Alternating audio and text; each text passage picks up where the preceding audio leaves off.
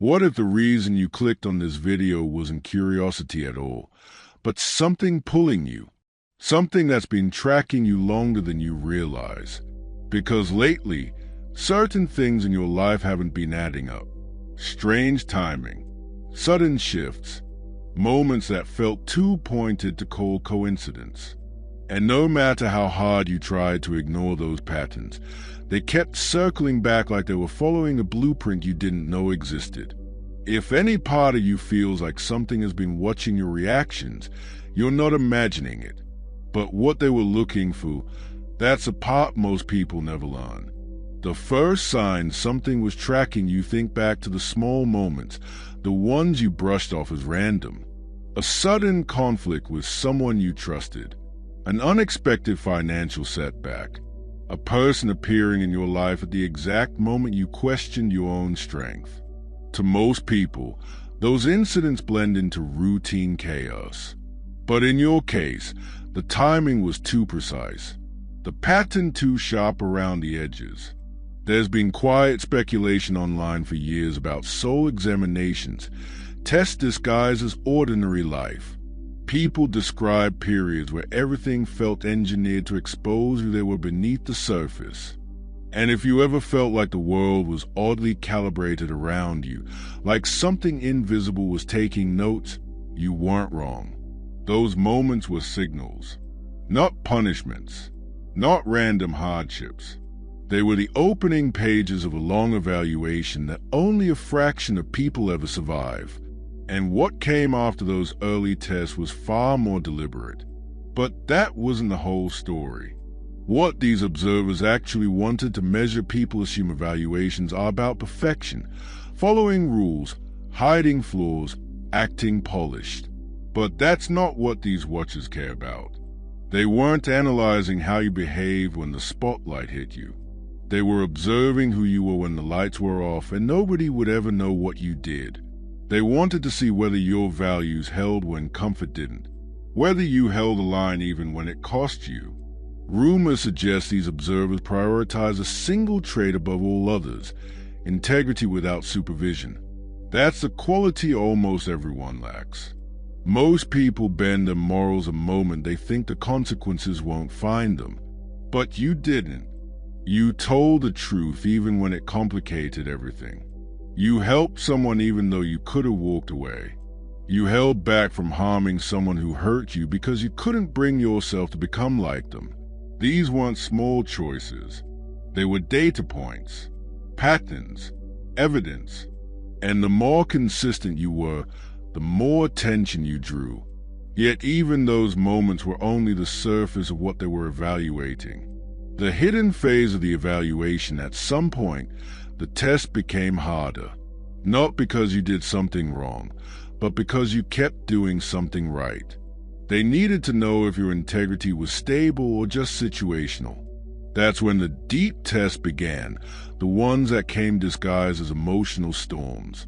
There were days you felt abandoned for no reason. Times when things collapsed even though you did everything correctly. Moments where it seemed like the universe was daring you to give up on your own goodness.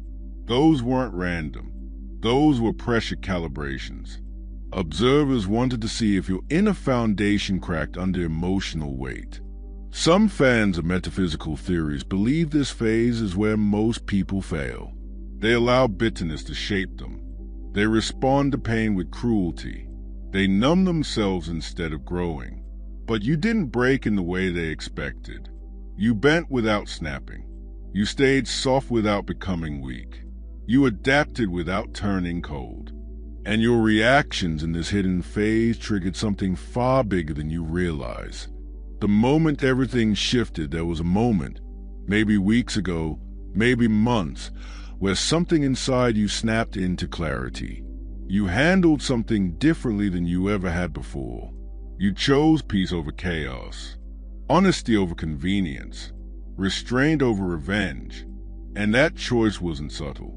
It was defining. That moment became the pivot point of your entire evaluation. Whatever you decided, however you behaved, it completed the cycle of observation. Reports claim these watches convene only when a subject's evaluation reaches a decisive conclusion. And in your case, the conclusion came faster than expected. Your decision in that pivotal moment wasn't common, predictable, or expected. What you did sent a signal through the system, as if announcing, "This one's ready." And that signal triggered something you were never supposed to hear about. What these higher authorities concluded the discussion about you wasn't casual. It wasn't routine. It wasn't a simple update in your file. It was a formal classification, rare, specific, and almost never given. They reviewed the patterns you demonstrated over years, not days. The quiet moral sacrifices, the moments of honesty under pressure, the refusal to corrupt yourself even when everything around you pushed you toward bitterness. They found consistency where most people show volatility, strength where most show fear, compassion where most show collapse. And this consistency placed you in a category so small it barely exists. Reports from people who study these patterns say fewer than 1% ever reach this threshold of qualification. The watchers made their decision. You weren't a candidate anymore. You were approved, not evaluated, not monitored, approved. And the weight of that decision unlocked something people spend their whole lives trying to reach but almost never touch. And the effects of that shift are already starting to appear. How your life will begin shifting since that moment of approval. Things around you have begun rearranging themselves. You may have noticed someone toxic suddenly pulling away like your presence no longer feeds them. You may feel less drawn to situations that once drained you. You may sense a clarity forming in your intuition, as if something inside you finally woke up. These changes aren't accidental. When the observers conclude their evaluation, they stop placing obstacles in your way. Instead, they start removing them. That's why people who once held you back begin drifting out of your orbit. That's why doors that were jammed shut for years suddenly crack open. That's why opportunities appear from angles you never considered. Some say this phase is called alignment. Others believe it's a proof that your internal frequency, after years of pressure, finally stabilized into something supportive. Whatever the explanation, the result is the same. Life starts flowing differently. You stop feeling like you're moving upstream. And the more you lean into this new alignment, the faster it amplifies. But the most shocking transformation hasn't even happened yet. What your new role actually is passing the evaluation doesn't end your story. It begins your function. People who reach this classification aren't chosen for reward alone. They are chosen because they can carry influence without misusing it. They are trusted to enter environments and subtly shift them towards something better. Your presence alters rooms without trying. Your energy calms conflict without force. Your words impact people even when you're speaking casually. And the observers know this. That's why you're no longer being tested. You're being empowered. There's quiet talk about individuals like you being ethical stabilizers, people whose internal integrity is so solid it naturally corrects chaos around them.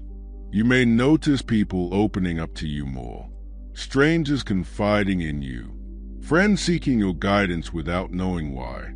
That's not coincidence. That's resonance. But even this role isn't the final truth behind your selection. The real reason runs much deeper. The real reason you were chosen at the core of this entire evaluation was one question. Would you remain yourself even when the world tried to rewrite you? And you did. You didn't become cool when hurt. You didn't become dishonest when tempted. You didn't become selfish when exhausted. You held your shape when everything was trying to distort it. That's what set you apart. Not perfection, not purity, consistency, real integrity, the kind that survives storms, the kind that doesn't need attention to function, the kind that makes the people around you feel safer just because you exist.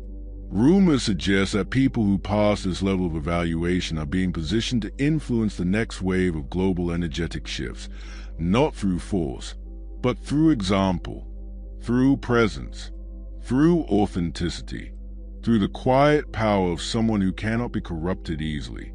And that brings us to the final message that was meant specifically for you. Reflective close, your life hasn't been random. It hasn't been punishment. It hasn't been chaos without meaning. It was preparation, a sharpening of your moral edge, a refinement of your emotional depth, a training ground disguised as ordinary existence. You weren't chosen because you're flawless. You were chosen because you kept choosing to rise when sinking would have been easier.